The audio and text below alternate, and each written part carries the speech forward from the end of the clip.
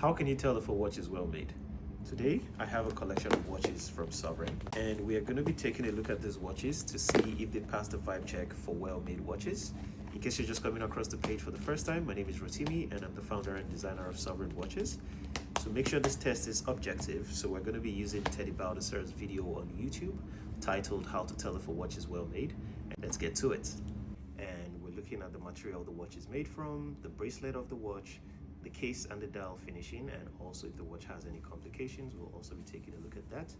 One of the things to look out for in a well-made watch is the material of the bracelet and the case. In this case of the Sovereign calendar, we have 316L stainless steel, a very durable material. In this case, that's what we've used in the bracelet and the case of the Sovereign calendar timepiece. For this material, you can also treat it in a process called DLC to make it look black like this. And you can also do what they call PVD to give it this rose gold, in some cases a yellow gold look.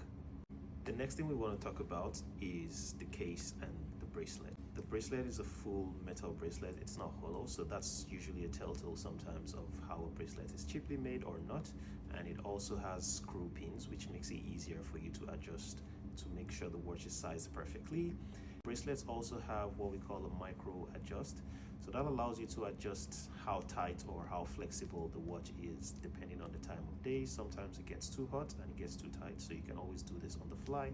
For one other thing here is what we call a quick release, so you can always swap the bracelet for maybe a leather strap or a rubber strap. In many cases, this watch has been referred to as a strap monster, which is basically a watch that can use a lot of different kind of straps and they all still look good on them. So for the dial and the case, we can see we have two different variations here. In this case, on the left we have a sunburst dial, and on the right we have more of a textured dial. Those two different options are available, and it's something else you can also keep an eye out for as well is the indices on each of the hour markers, and we can see that those are applied indices with lume, which helps with time telling in low light conditions. Bracelet and the case also ensure that the watch is well balanced on your wrist, unlike some other brands that have a lighter bracelet and a heavier case, which makes the watch top heavy and not as comfortable. We have a premium Miyota 9100 series movement, and we can see that the rotor has always also been decorated at the back just to give it more character. And last but certainly not least, we also have complications. So 5 complications, which is 5 more functionalities other than telling time. And that just goes to tell you that more effort has been put into making this mechanical timepiece.